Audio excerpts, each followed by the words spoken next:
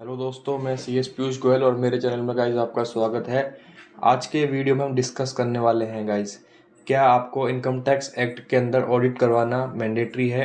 क्या आपको जो है बुक्स ऑफ अकाउंट्स मेंटेन करना मैंडेटरी है? अगर आपको इनकम टैक्स एक्ट के अंदर जो है ऑडिट करवाना है तो क्या अब आपको बुक्स ऑफ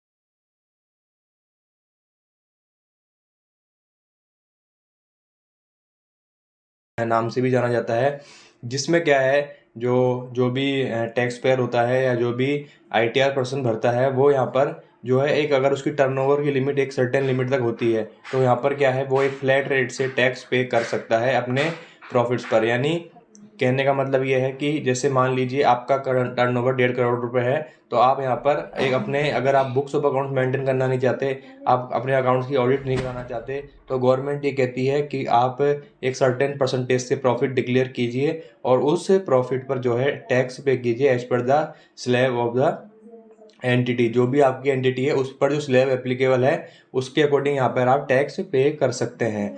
तो गाइस, आज हम समझने वाले हैं सेक्शन 44 एडी के बारे में, जिसमें क्या है, बेनिफिट्स क्या हैं और कौन कौन पर्सन ऑप्ट कर सकता है, कितना आपको यहाँ पे प्रॉफिट डिक्लेयर करना पड़ेगा, कितना टैक्स देना पड़ेगा, और किस तरीके से जो है, अगर आप अभी करंटली टैक्स ज़्यादा पे कर रहे हो, अगर आप सेक्शन 44 एडी के अंदर जो है अपनी ऑप्शन एक्सरसाइज नहीं कर रहे हो, दूसरे किसी जो है स्कीम के अंदर अपना जो है जो है एक्सरसाइज कर रहे हो, तो वो किस प्रकार से आप यहाँ पर कर सकते हैं, आज हम यहाँ पे डिटेल में जानेंगे। जो कि दोनों के लिए होगा, यहाँ पर आपके सर्विस प्रोवाइडर के लिए भी होगा और जो गुड्स सेल करते हैं उनके लिए भी यहाँ पे ये चीज़ होगी। तो सबसे पहले ये देखते हैं कि 44 एडी यानी प्रिजेंटिव स्कीम जो है टैक्सेशन की, जो कि आपको क्या है, लोअर जो है प्रॉफिट्स डिक्लेयर करने का मौका देती है। जैसे मान लीजिए आपका जब नॉर्मल आप प्रोसेस के अंदर अपनी ऑडिट करा रहे हैं तो आपका ऑडिट का खर्चा आ रहा है, अकाउंट्स मेंटेन करने का खर्चा आ रहा है, अकाउंटेंट को अपॉइंट करते हैं तो उसका खर्चा आ रहा है। तो इस चीज़ को ख़त्म करने के लिए आप सेक्शन 44 एडी के अंदर जा सकते हैं, जहाँ पर आपको क्या है, ये सारी रिक्वायरमेंट से आपको यहाँ पे छूट मिलेगी और आपका ये खर्चा जो हो रहा है वो यहाँ पे बचेगा, और साथ के साथ जो है आपके प्रॉफिट जो है आप यहाँ पर, आपको यहाँ पे कम रेट से डिक्लेयर करने होंगे।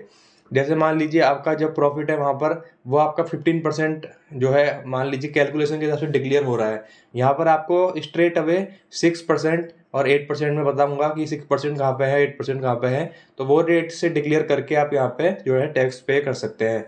तो सबसे पहले हम जानेंगे कि ये स्कीम किस किस पे एप्लीकेबल है। तो ये सोल प्रोप्राइटरशिप पर एप्लीकेबल है, यानी सोल प्रोप्राइटरशिप इसमें जा सकती है, एलएलपी जा सकती है, प्राइवेट लिमिटेड कंपनी जा सकती है, पब्लिक कंपनी जा सकती है, जॉइंट वेंचर जा सकते हैं। ठीक है गाइस, और प्रोफेशनल में जितने भी टाइप के प्रोफेशनल हैं ये सारे यहाँ पे जा सकते हैं। ठीक है, तो आपकी फर्स्ट कंडीशन ये है इस स्कीम के लिए कि आपका जो टर्नओवर है वो क्या है, 2 करोड़ से ज़्यादा नहीं होना चाहिए। बट अभी टर्नओवर की लिमिट जो है 2 करोड़ से बढ़ा के 3 करोड़ कर दी गई है। पर कंडीशन ये है कि आपकी जो जो रिसिप्ट है वो 95% जो है डिजिटल मोड से होनी चाहिए। यानी मैक्सिमम 5% जो है आपकी कैश रिसिप्ट हो सकती है, 95% जो रिसिप्ट है वो आपकी क्या है, ऑनलाइन यानी डिजिटल रूट से आनी चाहिए। तो अगर आपका 3 करोड़ तक टर्नओवर है तो आप यहाँ पर क्या है, इस स्कीम के अंदर आ सकते हैं। सबसे अच्छा बेनिफिट ये है। ठीक है गाइस, इसके अलावा अगर सर्विस प्रोवाइडर की बात है, सर्विस प्रोवाइडर जो है पहले लिमिट ही 50 लाख तक थी, 50 लाख तक जिनका टर्नओवर है वो ये स्कीम ले सकते हैं। बट अगर किसी का 75 लाख रुपए तक टर्नओवर है, और पर सब्जेक्ट कंडीशन दैट कि 95% जो रिसिप्ट है वो आपकी डिजिटल मोड से आनी चाहिए। तो इस प्रकार से जो है आप ये स्कीम ले सकते हैं अगर ये आप ये क्राइटेरिया फुलफिल कर रहे हैं तो। ठीक है गाइस, अब हम चलते हैं आगे। इसके अंदर क्या क्या सर्विस जो है कवर्ड नहीं है, यानी कौन कौन पर्सन है जो कि सेक्शन 44 एडी और एडीए नहीं ले सकते। एक तो लाइफ इंश्योरेंस एजेंट्स हैं, वो नहीं ले सकते। कमीशन ऑफ एनी काइंड, किसी भी टाइप का कमीशन आ रहा है तो वो नहीं ले सकते। या फिर प्लेइंग, हायरिंग और लीजिंग गुड्स कैरिज, ये बिजनेस कर रहे हैं तो वो पर्सन नहीं ले सकते। ठीक है गाइस, अब हम चलते हैं आगे और हम देखते हैं कि किस प्रकार से जो है प्रोफेशनल यहाँ पर ये स्कीम को यहाँ पर एक्सरसाइज कर सकते हैं। तो प्रोफेशनल का मैंने बताया था कि जो सर्विस प्रोवाइडर हैं या प्रोफेशनल है जो कि जिनको कि अपनी सर्विस प्रोवाइड कराने के लिए एक स्पेशल सेट ऑफ स्किल्स की रिक्वायरमेंट है, तो वो यहाँ पर क्या है 50 लाख रुपए तक अगर उनकी, यानी ये लिमिट अब 75 लाख कर दी गई है बढ़ा के 50 लाख रुपए तक की लिमिट तक जो है वो ये स्कीम का बेनिफिट ले सकते हैं। अब हम जानते हैं कि इसके अंदर जो टैक्स है वो कैसे पे करना है।